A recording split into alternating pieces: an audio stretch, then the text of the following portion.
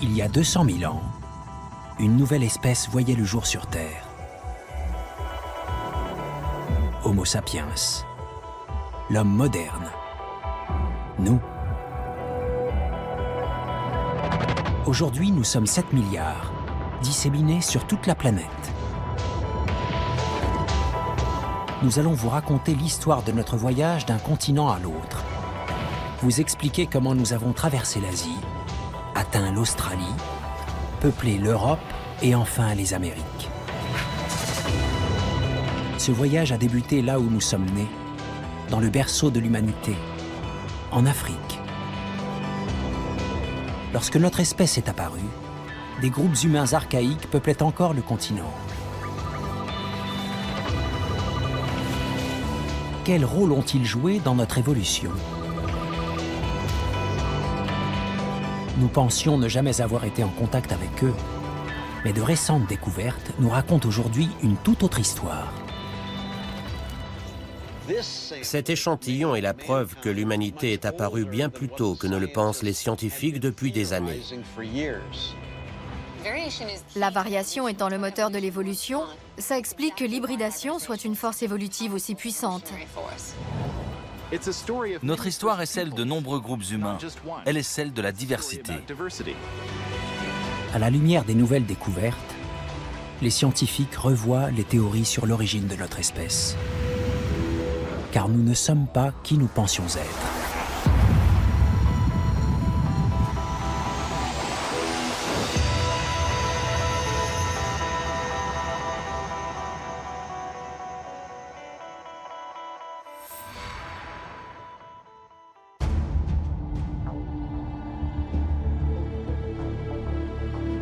Afrique de l'Est, il y a 195 000 ans.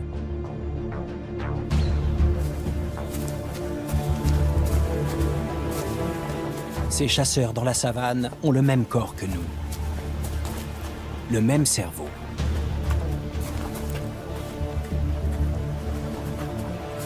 Les archéologues ont appelé cet homme Homo 1. Il est mort alors qu'il n'avait pas 30 ans. Mais l'écho de sa mort est parvenu jusqu'à nous, car il est le premier membre connu de notre espèce.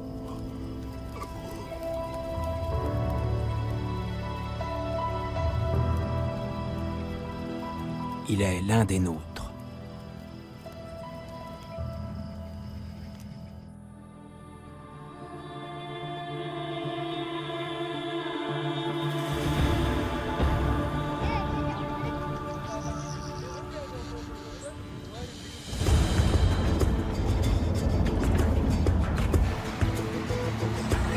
Homo 1 vivait ici. Si la vallée de l'Homo est aujourd'hui aride, il y a 195 000 ans, c'était une terre marécageuse dont la végétation luxuriante offrait un habitat idéal à l'homme préhistorique.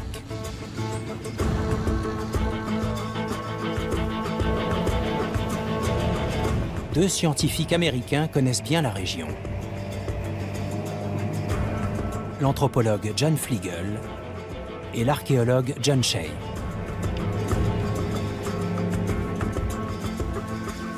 Ils viennent ici depuis 15 ans, marchant sur les pas des découvreurs de notre ancêtre Homo 1.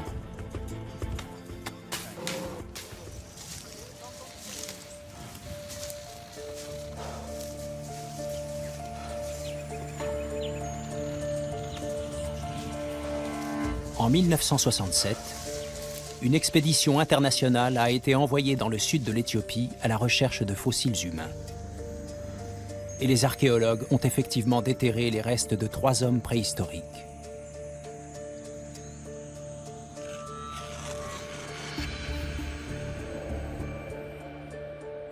Le squelette le plus complet a été appelé Homo 1. À l'époque, aucune technique ne permettait encore de déterminer son âge. Pendant une trentaine d'années, Homo 1 n'a été qu'un simple fossile qui attendait que l'on découvre son histoire. Tout a changé au début des années 2000, lorsque John Fleagle et John Shea ont repris les fouilles en Éthiopie.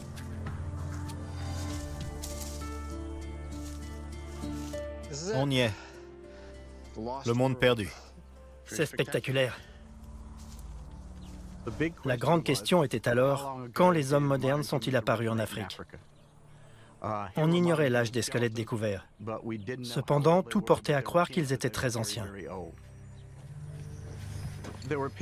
Certains disaient qu'ils avaient sans doute 20 ou 30 000 ans. On allait jusqu'à dire qu'ils avaient peut-être même 100 000 ans. Il fallait résoudre le mystère.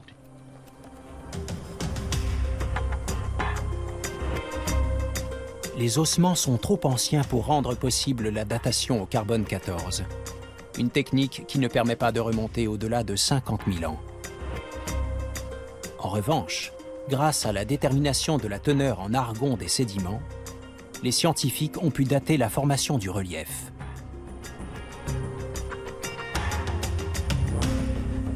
Il a ainsi été établi que la couche de sédiments renfermant le squelette d'Homo 1 était vieille de 195 000 ans.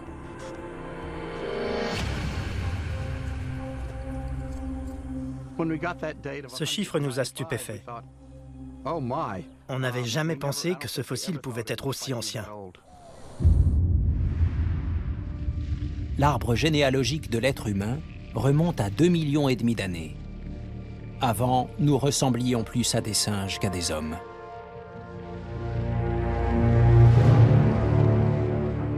Les innombrables ramifications qui se sont développées au fil du temps correspondent à autant d'espèces aux noms étranges. Des espèces qui toutes ont été classées comme archaïques par les anthropologues. Ce qui distingue Homo 1, c'est que lui, justement, est un homme moderne, un membre de notre espèce, un Homo sapiens.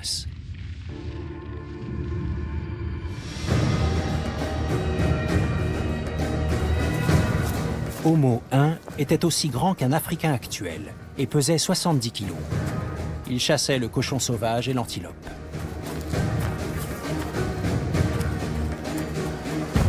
Mais un jour, Homo 1 n'a plus été en mesure de chasser. Aucun indice ne montre que sa dépouille a été déplacée ou enterrée. Pendant 195 000 ans, elle n'a jamais bougé de place.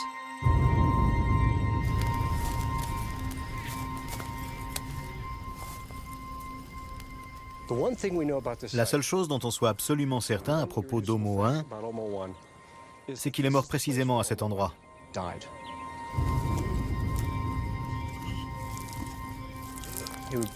Il devait être allongé quelque part à l'écart, entouré de ses proches, sa femme, ses enfants, ses meilleurs amis, ses frères et sœurs.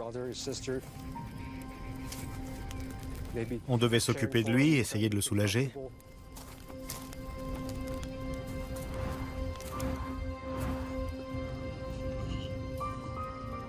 Ou alors, comme ça arrivait souvent chez les chasseurs-cueilleurs, il a été laissé là. Pas par cruauté, mais parce que c'était la coutume. Quand quelqu'un ne pouvait pas suivre le groupe, on lui donnait de la nourriture, on veillait à son confort et on l'abandonnait. C'est la vie.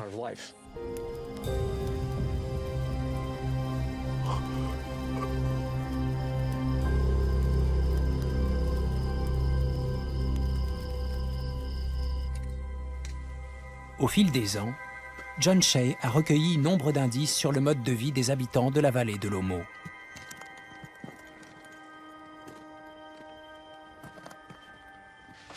C'est sous les acacias qu'on fait les meilleures découvertes.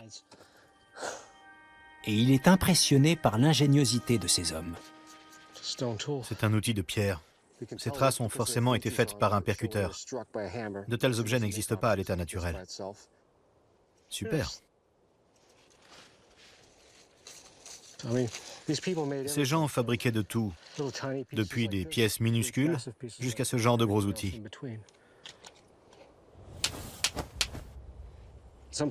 Un grand nombre d'objets signalent un site de fabrication. Ces pièces isolées ont peut-être simplement été laissées là sur le sentier. On sait qu'on va revenir et que si jamais on a besoin d'un outil coupant, on en trouvera un ici. C'était le distributeur automatique de l'époque. Tout comme aujourd'hui, on ne circule pas avec des liasses de billets. Eux non plus n'avaient pas besoin de se charger de grosses pierres. Il y avait des outils partout. C'était les cartes de paiement de la préhistoire.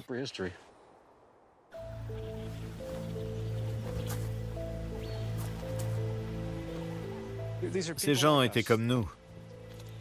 Ils avaient le sens de l'humour, ressentaient de la tristesse, de la joie.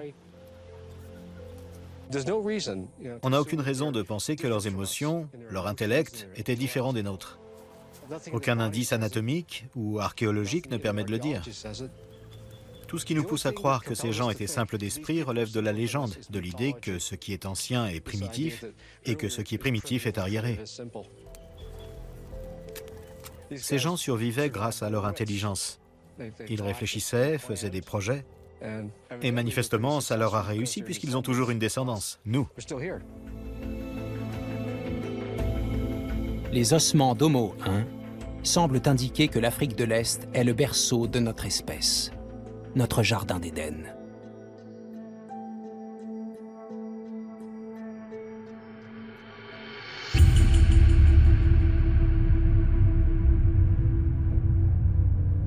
Selon la théorie dominante, l'homme moderne serait apparu dans cette région du monde il y a quelques 200 000 ans. Et de là, il aurait essaimé sur tout le continent, puis sur toute la planète. C'est une hypothèse que viennent désormais étayer les analyses ADN.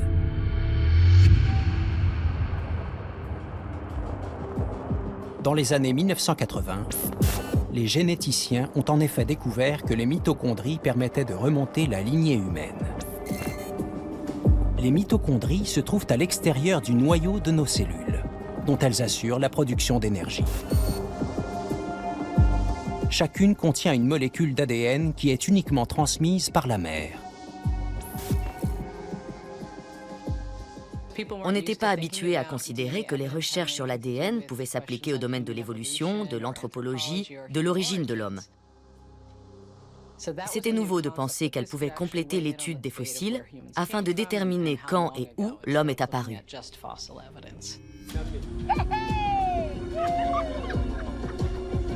Au fil des transmissions, l'ADN mitochondrial connaît des mutations.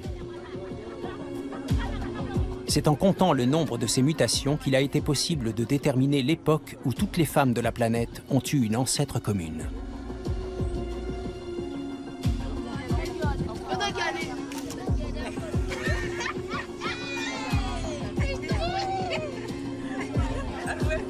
Celle-ci aurait vécu en Afrique il y a environ 200 000 ans, soit à peu près à la même époque qu'Homo 1.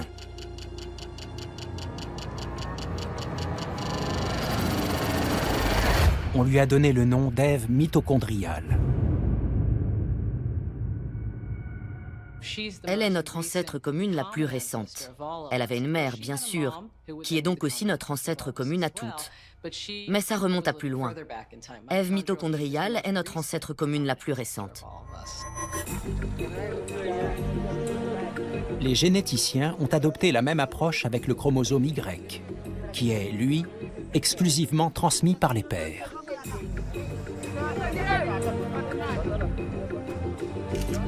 L'ancêtre commun le plus récent de tous les hommes peuplant aujourd'hui la planète vivait également en Afrique.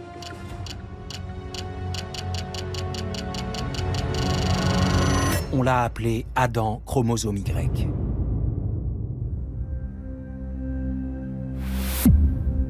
Si nos Adam et Ève génétiques ne se sont pas connus, en revanche, ils nous racontent la même histoire. On peut en conclure qu'on partage une origine africaine commune très récente. Et donc que les différences aussi évidentes que la couleur de peau et des cheveux sont très récentes et plutôt superficielles. C'est devenu une banalité de dire que nous sommes une espèce jeune et que nous sommes tous issus d'un foyer unique.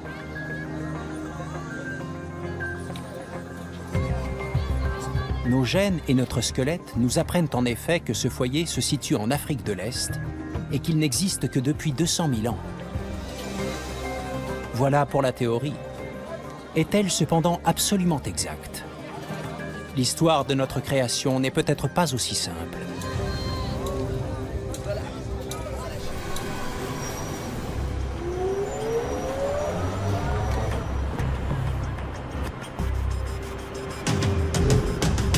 L'Institut Max Planck est l'un des plus grands centres de recherche du monde sur l'évolution de l'homme.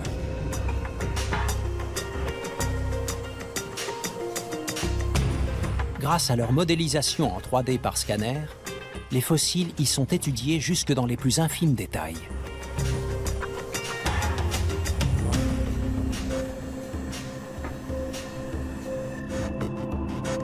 Ce crâne a été découvert en Afrique, dans le site de Jebel Irhoud. Il a 300 000 ans, soit 100 000 de plus qu'Homo 1.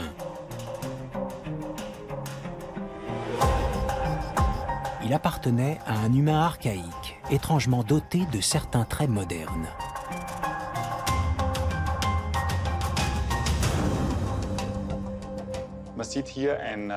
La face est de petite taille, alors que la boîte crânienne est primitive.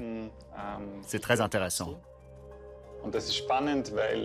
Jusqu'ici, la théorie était que le cerveau et le visage évoluaient simultanément. Or, ce n'est manifestement pas le cas. Ici, nous avons un faciès moderne associé à un cerveau primitif. Cette combinaison surprenante fait donc de l'homme de Jebel Irhoud notre précurseur. Un homme moderne en devenir. Cependant, il y a plus étonnant encore, son lieu d'origine. Le site de Jebel Irhoud ne se trouve pas en Éthiopie, mais à 5000 km de là, au Maroc, de l'autre côté de l'Afrique. Comment se fait-il que ce précurseur de notre espèce ait vécu aussi loin de notre lieu de naissance supposé? Peut-être que finalement, il n'y a pas un, mais plusieurs foyers d'origine, et que chaque groupe a contribué à notre évolution.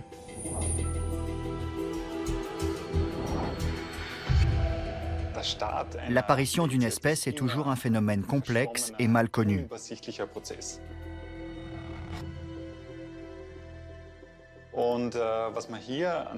La découverte de ce fossile au Maroc nous apprend que l'apparition de l'homme moderne s'est faite en différents endroits du continent africain.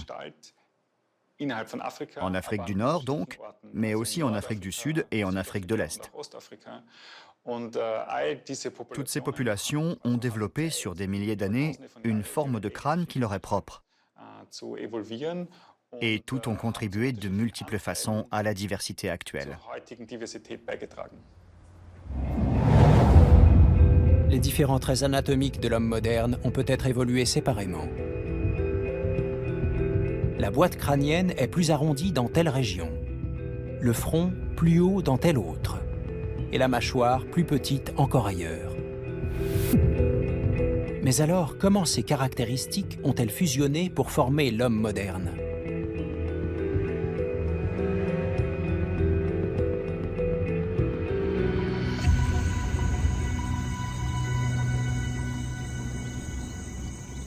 Au moment de l'apparition de notre espèce, différents groupes humains devaient, d'une façon ou d'une autre, être en contact.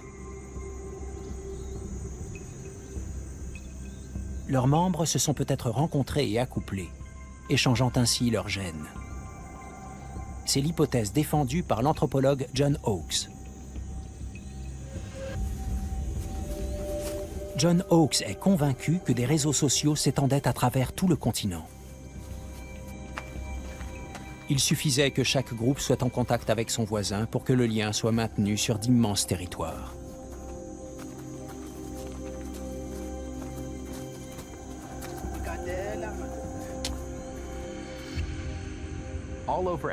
Partout en Afrique, les archéologues ont découvert ce type de coquillage.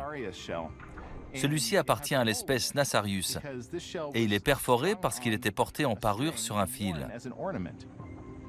On en a trouvé en Afrique du Nord, en Afrique du Sud et en Israël. À des milliers de kilomètres de distance, les coquillages, la technique et l'intention sont les mêmes. Tout le monde peut ramasser un coquillage et s'y intéresser. Mais réfléchir à la manière de le perforer et de le porter, et créer ainsi un signe, ça relève d'un concept bien précis. Cette diffusion des idées sur de longues distances semble indiquer que les groupes voyageaient d'un territoire à l'autre. Les idées circulaient et les gènes aussi. Parce que quand les humains entrent en contact les uns avec les autres, ils s'accouplent, ils font des enfants.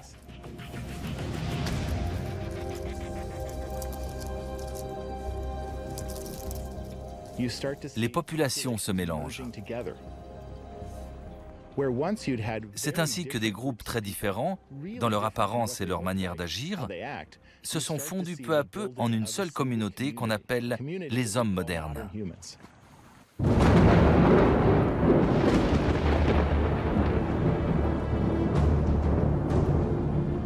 Au cours des millénaires, les importantes variations climatiques ont affecté les déplacements des hommes préhistoriques. Aux mauvaises périodes, l'Afrique était tellement aride que le Sahara devenait une barrière infranchissable. Mais lorsque le climat se faisait plus clément, les déserts disparaissaient.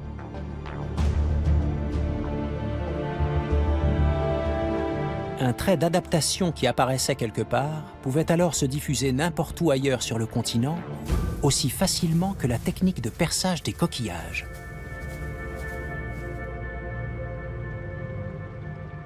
Encore récemment, de nombreux archéologues et anthropologues cherchaient un foyer d'origine unique, une sorte de jardin d'Éden qui expliquerait pourquoi on se ressemble tous.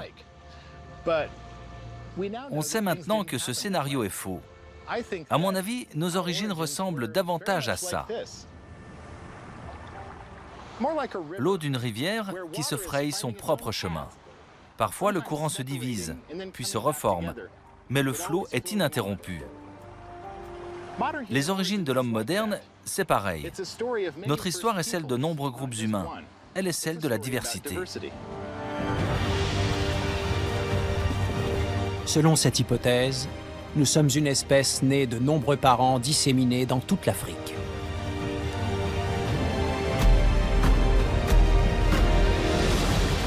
Nos racines sont bien plus entremêlées que nous ne l'imaginions.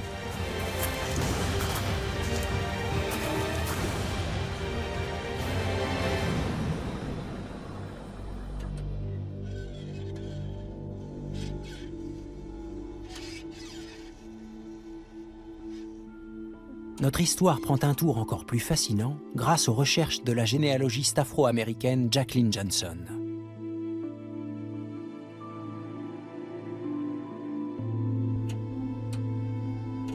Cette scientifique se passionne pour les origines de son arrière-arrière-grand-père, Albert Perry, inscrit sur les registres du recensement de 1870 comme esclave affranchi de Caroline du Sud. Il est indiqué ici qu'il a 43 ans. Il est donc né vers 1827. Lui, c'est mon arrière-grand-père, Clyde. Il n'avait que 3 ans. Ce grand recensement est le premier où les esclaves sont répertoriés avec leur nom de famille. Avant ça, ils étaient essentiellement considérés comme la propriété de quelqu'un.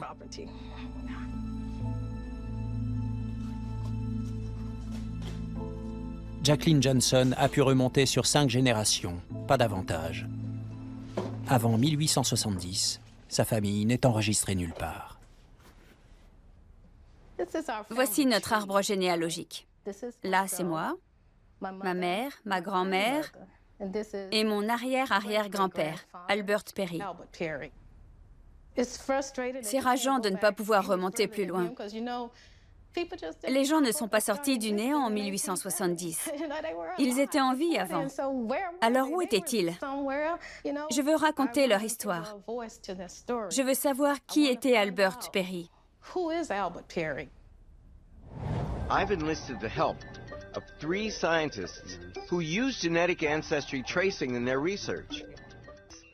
En 2006, je regardais à la télévision l'émission African American Lives. On y parlait d'ADN. We submitted second DNA samples. These samples can then be compared to DNA samples taken from around the world. On disait aux participants, vous êtes liés à tel groupe au Libéria, à tel groupe au Nigeria. J'ai compris que je tenais la solution, que je pouvais analyser mon propre ADN pour découvrir d'où ma famille était originaire en Afrique.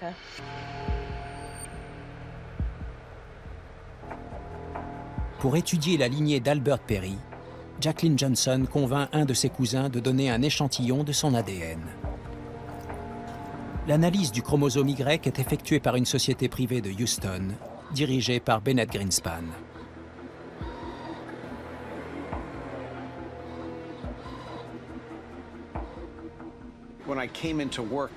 Quand je suis arrivé le matin, les techniciens qui avaient travaillé sur l'échantillon pendant la nuit étaient surexcités. Ils n'avaient jamais rien vu de pareil. En général, on identifie au maximum 2 ou 3 nouvelles mutations. Mais cet échantillon en présentait entre 40 et 50. Autrement dit, on venait de découvrir une ramification entièrement nouvelle de l'arbre généalogique de l'humanité. Le chromosome Y du cousin de Jacqueline Johnson est tellement exceptionnel qu'on lui donne un nom, A00. Des généticiens cherchent une équivalence parmi les milliers d'échantillons de leur base de données. En vain. Ils décident alors d'étendre leur investigation à l'Afrique de l'Ouest. La piste les amène à 11 000 km de Houston, dans le village de Mbeta, dans l'ouest du Cameroun.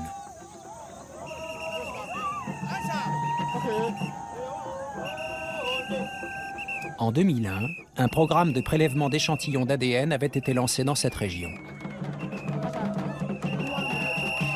L'étude comparative effectuée en 2012 révèle que 11 hommes du village sont porteurs du chromosome A00.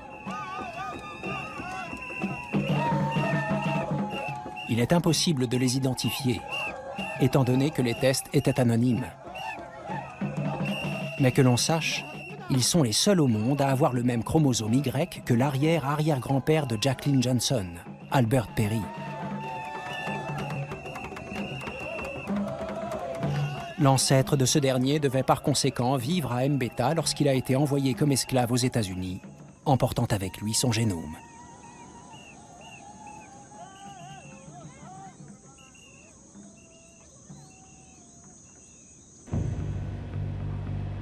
Ce que le chromosome A00 a de plus remarquable, c'est son âge.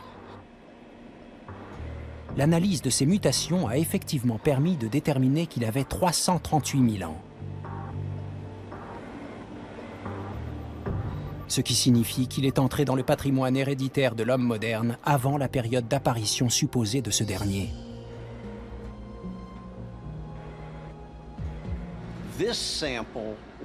La théorie scientifique a volé en éclats, car ce chromosome Y humain est le plus ancien jamais analysé.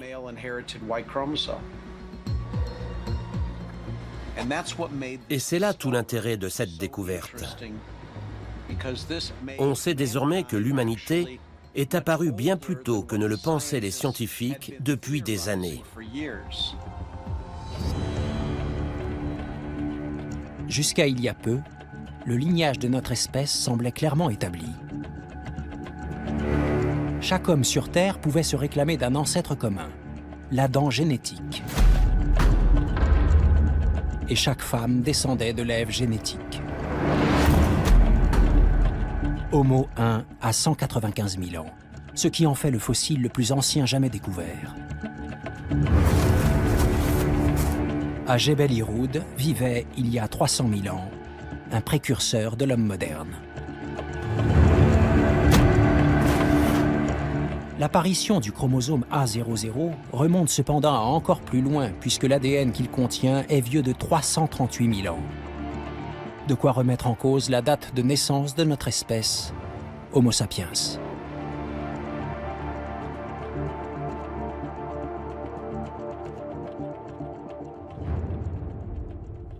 Quand les résultats sont arrivés, j'étais toute excitée. Son nom était entré dans l'histoire. Vous vous rendez compte? un esclave inconnu qui était la propriété d'un autre homme qui devient tout à coup célèbre dans le monde entier.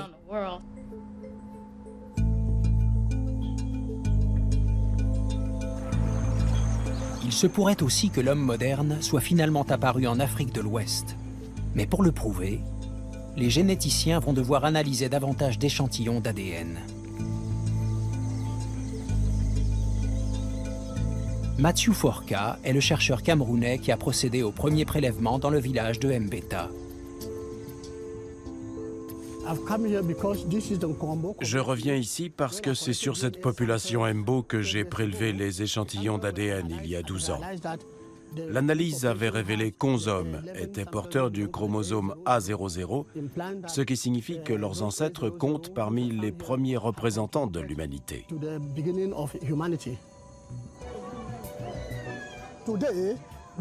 Aujourd'hui, on va poursuivre le prélèvement d'ADN commencé en 2001. Je vais vous frotter l'intérieur de la bouche avec un coton-tige stérile. Les analyses sont toujours en cours, et il est possible qu'elles révèlent que notre espèce est apparue en Afrique de l'Ouest bien plus tôt que quiconque ne l'avait imaginé.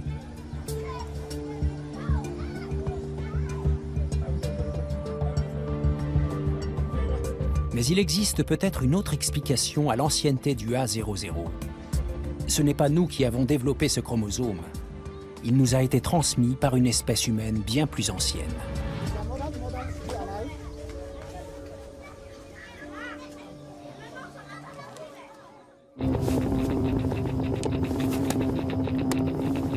D'après la théorie dominante, depuis son apparition voici près de 200 000 ans, l'homme moderne n'a eu quasiment aucun contact avec d'autres espèces humaines.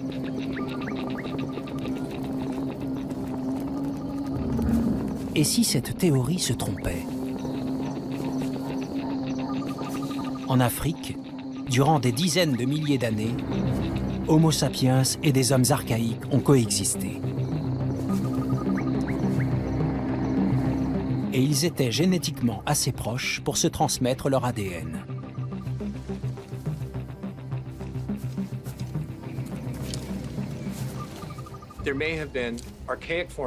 Il est possible que des populations archaïques originaires d'Afrique de l'Ouest aient rencontré par hasard des populations modernes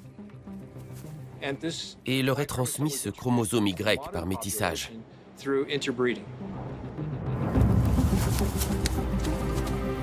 L'idée est qu'Homo sapiens a continué de s'accoupler avec des espèces archaïques, héritant ainsi d'une partie de leur ADN.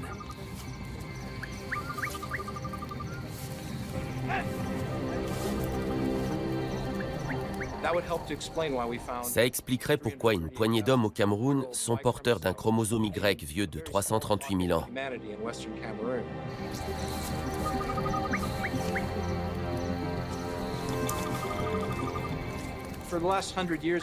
Pendant une centaine d'années, ça a arrangé tout le monde de penser que l'homme était apparu dans un jardin d'Éden. Or, les analyses ADN nous apprennent que l'homme moderne et différentes espèces archaïques se sont accouplés. Et qui sait quand ça a commencé? Tout ça nous rapproche considérablement des autres êtres vivants.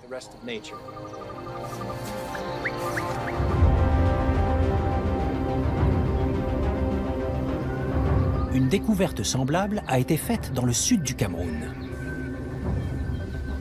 Dans ces forêts tropicales humides vivent les pygmées.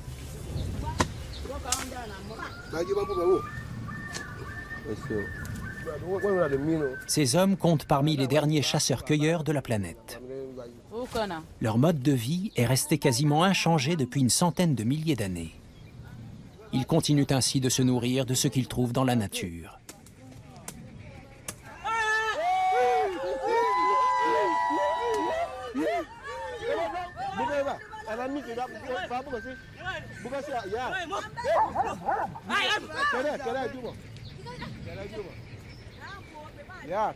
Génétiquement, les pygmées sont les plus proches parents des premiers hommes modernes d'Afrique.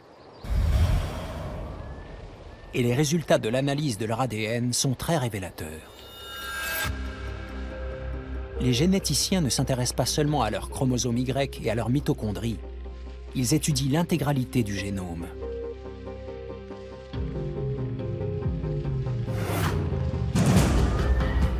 Et certaines des régions chromosomiques qu'ils découvrent sont tellement anciennes et étranges qu'elles paraissent plus archaïques que modernes. Elles aussi semblent être le fruit d'un métissage. Mais comment cela est-il possible? D'après l'arbre de l'évolution, les hommes archaïques appartiennent à des espèces différentes de la nôtre. Or, par définition, il ne peut y avoir croisement entre sujets d'espèces différentes. Le fait est que nous étions assez proches génétiquement pour pouvoir franchir la barrière de l'espèce et continuer de nous accoupler.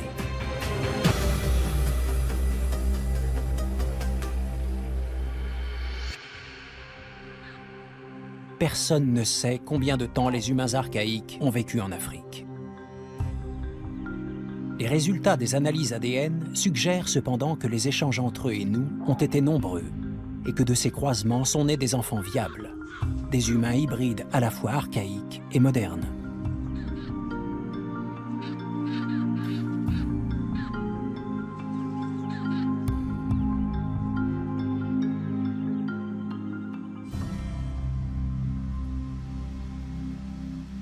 Mais à quoi donc ressemblaient ces hybrides? C'est ce qu'essaie de découvrir l'anthropologue Rebecca Ackerman en étudiant des souris.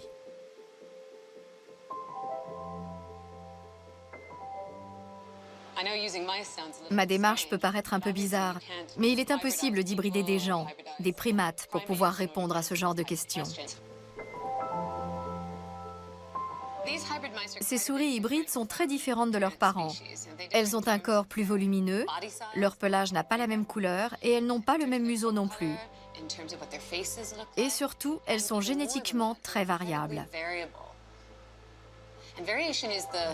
La variation étant le moteur de l'évolution, ça explique que l'hybridation soit une force évolutive aussi puissante.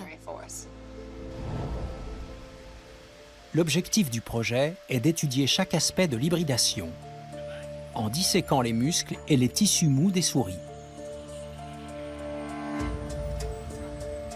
Et aussi en examinant l'ossature à l'aide d'un scanner miniature.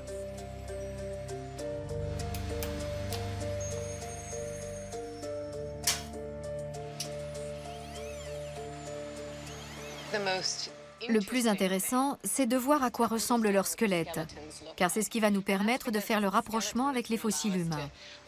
Je rappelle que les fossiles sont des squelettes fossilisés.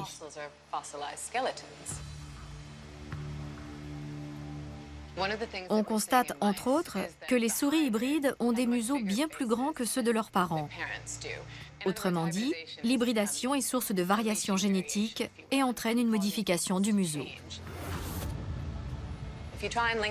Lorsqu'on étudie des fossiles humains, on observe également que le visage est un des éléments qui change au fil du temps.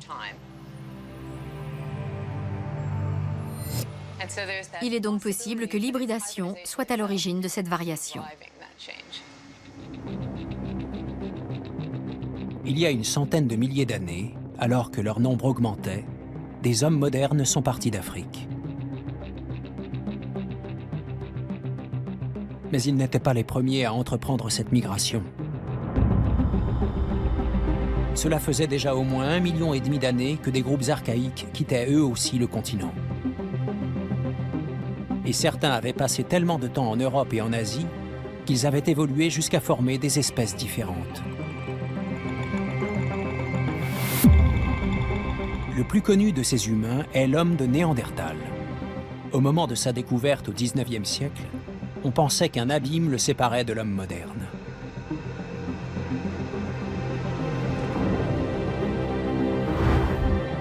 Il était considéré comme un être bestial et simiesque, en tout point inférieur. Depuis, il a été réhabilité. Des études suggèrent en effet qu'il nous ressemblait plus qu'on se l'était imaginé. Et qu'en fait, il est notre cousin. Si tel est le cas, y a-t-il eu métissage entre nos deux espèces? En 2010, des généticiens de l'Institut Max Planck sont parvenus à décrypter le code génétique d'un homme de Néandertal.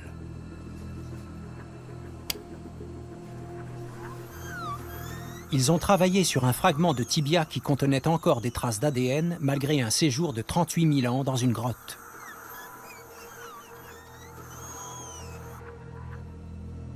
Le séquençage d'un génome aussi ancien est une tâche colossale.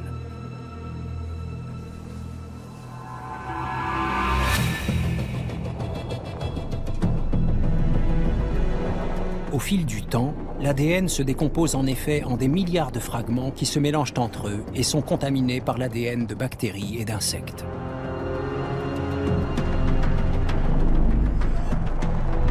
La difficulté pour les généticiens consiste par conséquent à identifier les fragments de l'ADN néandertalien, à les isoler et à les assembler dans le bon ordre.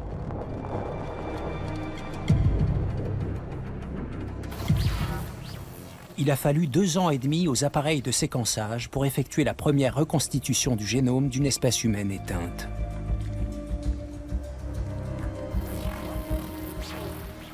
Notre principale interrogation était de savoir si les hommes modernes, lorsqu'ils avaient quitté l'Afrique et rencontré les Néandertaliens, s'étaient mélangés avec eux. Les chercheurs ont comparé le génome de l'homme de Néandertal avec celui d'Africains actuels. Et ils n'ont trouvé aucune preuve de métissage. Rien que de très normal, puisque les Néandertaliens vivaient en Europe et non en Afrique. Puis, ils ont effectué la même comparaison avec des Européens d'aujourd'hui. Et là, les résultats ont été très différents.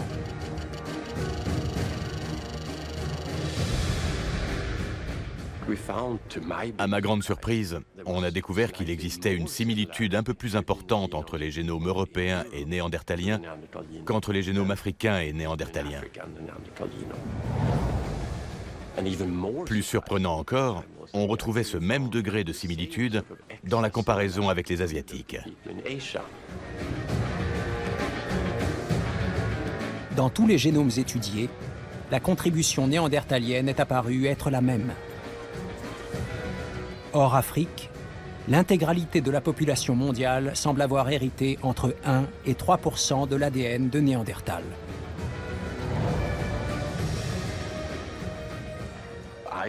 Quand on a commencé nos travaux, j'étais totalement impartial. Je pensais qu'il n'y avait pas eu métissage. Mais les résultats sont là pour nous prouver qu'on se trompait.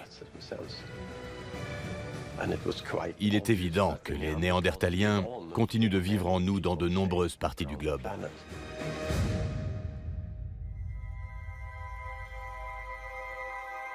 Il ne peut y avoir à cela qu'une seule explication.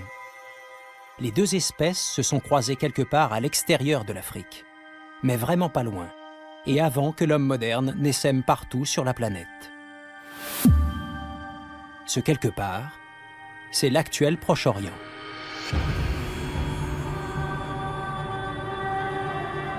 Israël est un carrefour naturel entre l'Afrique, l'Arabie et l'Asie. Un lieu de rencontre, un creuset.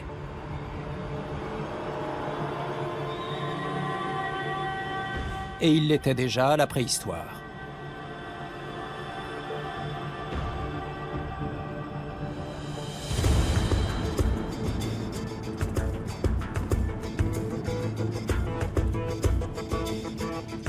Les archéologues, qui fouillent la terre de Galilée depuis les années 1920, y ont fait une découverte unique au monde.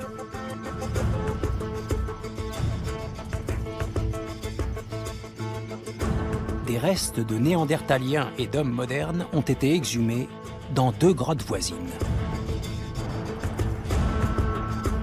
Les 2 espèces ont par conséquent dû cohabiter sur ces collines.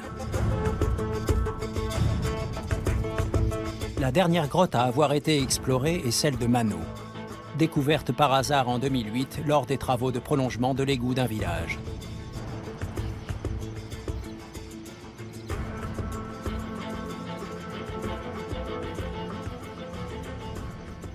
Le bulldozer creusait de ce côté. On voit encore les entailles dans la roche. Puis il est arrivé ici, exactement à l'endroit où je me trouve. Essayez d'imaginer la scène. Le bulldozer est en train de défoncer ces énormes rochers. Boum, boum, boum. Et tout à coup, il y a un trou. Ok, j'y vais.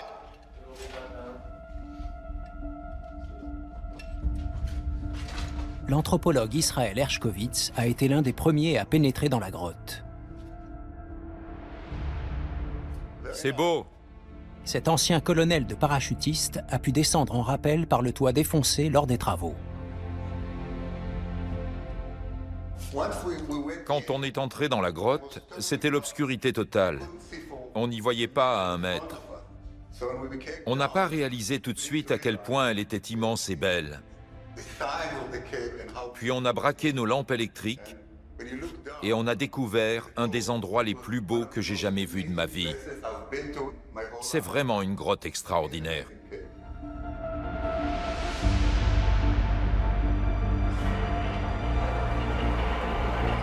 Depuis, cette grotte est devenue un site de fouilles d'une importance majeure.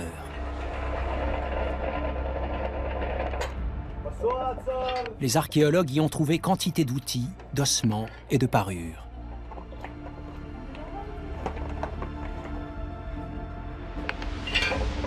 Des hommes préhistoriques avaient manifestement élu domicile dans cet endroit frais et humide.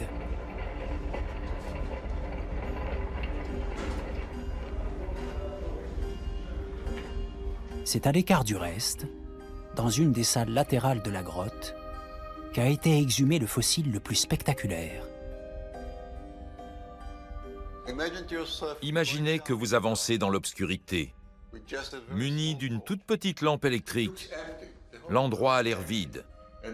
Puis tout à coup, vous tournez la tête vers la droite, et sur ce rebord, là-bas, vous voyez un crâne. Rien d'autre. Il est posé là. Il est couvert d'une fine couche de boue, et il n'y a rien d'autre. Pas d'outils, pas d'ossements d'animaux, rien. Juste un crâne qui est posé là depuis 55 000 ans et qui attend d'être découvert.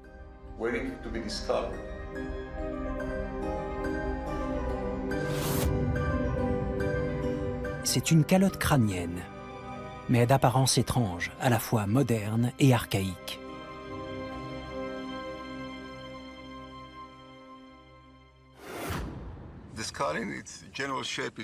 Grosso modo, la forme de ce crâne est moderne, mais certains de ses traits sont encore archaïques.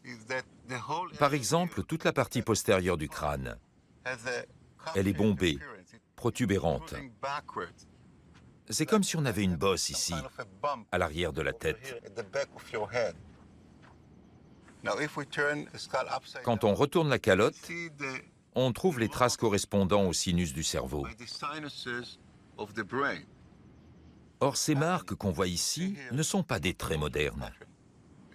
Ce mélange de caractéristiques sur un seul spécimen ne s'explique que si on part de l'hypothèse que ce dernier est issu d'un métissage entre hommes modernes et néandertaliens.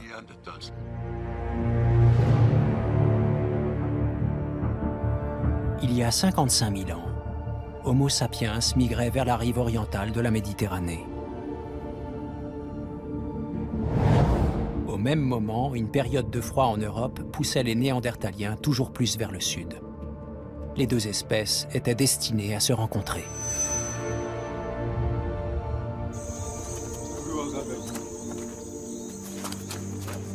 Et ce moment a été un événement clé dans l'histoire de notre espèce.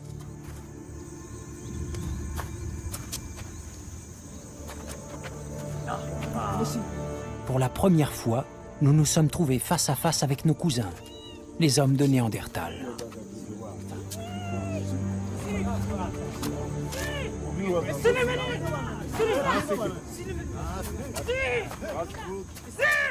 Jusque-là, la communauté scientifique pensait que nous les avions tout simplement éliminés. Finalement, il semble que la curiosité ait été assez forte pour nous inciter à devenir voisins.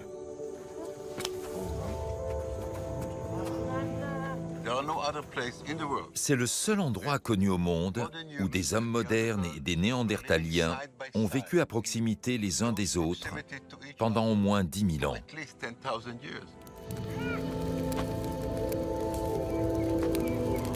Ce qui à une époque relevait de l'hérésie scientifique est devenu un fait scientifique. Il y a eu hybridation entre Homo sapiens et Homo neanderthalensis.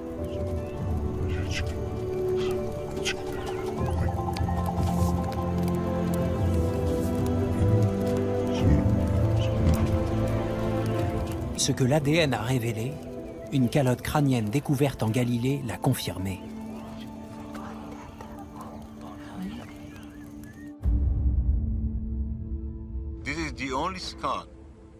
Ce crâne, ce fossile, c'est la seule preuve anthropologique dont on dispose d'un métissage entre les Néandertaliens et les hommes modernes.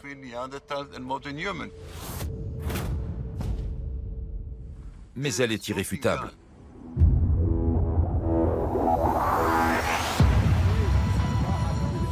Ces avancées scientifiques nous obligent à réécrire l'histoire de l'humanité. La genèse de notre espèce semble être en effet bien plus compliquée que nous le pensions. Et également plus fascinante. Partout en Afrique, nous étions en contact avec d'autres humains et d'autres espèces. Nous n'étions pas séparés d'eux. Et aujourd'hui, ils font partie de nous.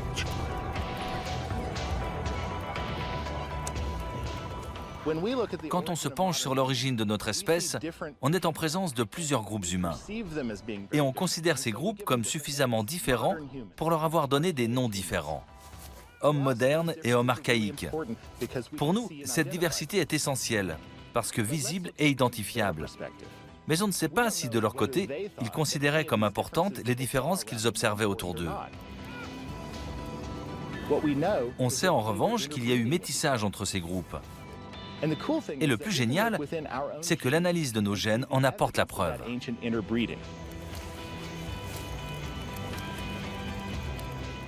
C'est comme si ces hommes archaïques vivaient encore dans l'ADN de chacun d'entre nous. Nous sommes tous façonnés par notre passé, par des rencontres qui ont eu lieu il y a des dizaines de milliers d'années. Notre espèce est une mosaïque de différentes variétés d'êtres humains.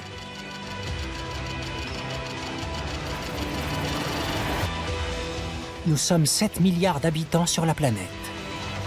Et nous sommes tous des hybrides.